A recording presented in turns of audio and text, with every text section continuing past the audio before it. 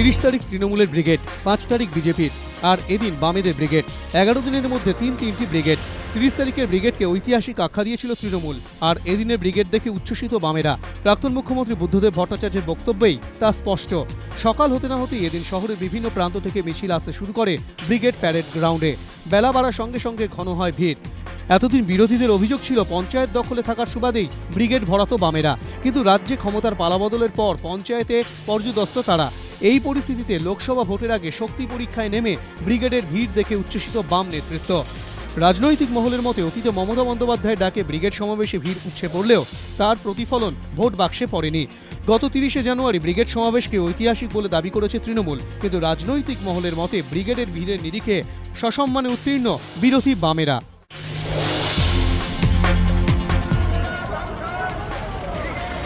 একে রবিবার, অন্যদিকে বামেদের ব্রিগেড সমাবেশ। রাস্তা থেকে উধাও অধিকাংশ বাস, মিনিবাস এবং অটো।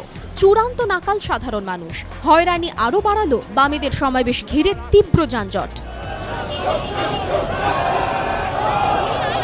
ছুটির দিন, স্কুল, কলেজ, অফিস কাছারি বন্ধ থাকলেও জরুরি কাজে এদিনও বাড়ি থেকে বেরিয়েছিলেন বহু মানুষ। বামেদের সমাবেশ ঘিরে তাঁরাই চরম হয়রানির শিকার। সকালে শহরের যান চলাচল স্বাভাবিক থাকলেও দুপুর 12টার পর থেকেই বদলে যায় ছবিটা। শিয়ালদা থেকে এসএন ব্যানার্জি রোড হয়ে ধর্মতলায় পৌঁছায় বামেদের একাধিক বড় মিছিল। কার্যত অবরুদ্ধ হয়ে পড়ে গোটা ধর্মতলা চত্বর। প্রভাব পড়ে শহরের বিভিন্ন জায়গায়। থমকে যায় গাড়ির চাকা। প্রায় 40 মিনিট বন্ধ থাকে যান চলাচল।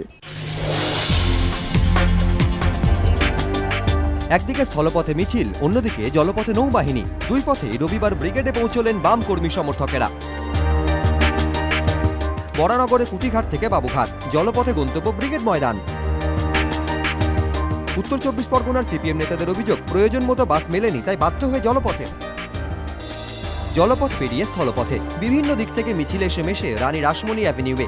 সেখান থেকে ব্রিগেড ময়দানের উদ্দেশ্যে পায়ে পায়ে এগিয়ে যান বাম কর্মী সমর্থকেরা।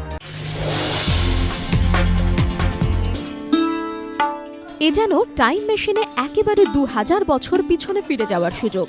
এই সুযোগটা এনে দিল সাবর্ণ রায়চৌধুরী পরিবার ও পরিষদ।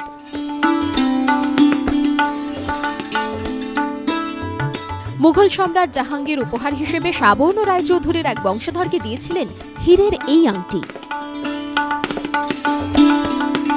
এমনই অসংখ্য দুষ্প্রাপ্য জিনিস নিয়ে রবিবার থেকে বেহালায় শুরু হয়েছে প্রদর্শনীতে জায়গা করে নিয়েছে মুঘল আমলের বিভিন্ন জিনিস থেকে বাংলাদেশের প্রাচীন মুদ্রা, দেশ বিদেশের ডাকটিকিট। রবিবার এই প্রদর্শনীর উদ্বোধনী অনুষ্ঠানে উপস্থিত ছিলেন সাহিত্যিক শীর্ষেন্দু মুখোপাধ্যায়, তপন বন্দ্যোপাধ্যায়, মুঘল পরিবারের সদস্য মমতাজ হোসেন চৌধুরীরা। প্রত্যেকেই এমন অভিনব প্রদর্শনী নিয়ে উচ্ছ্বসিত। এই প্রদর্শনী শেষ বুধবার। প্রদর্শনীর সঙ্গে চলবে সাংস্কৃতিক অনুষ্ঠানও।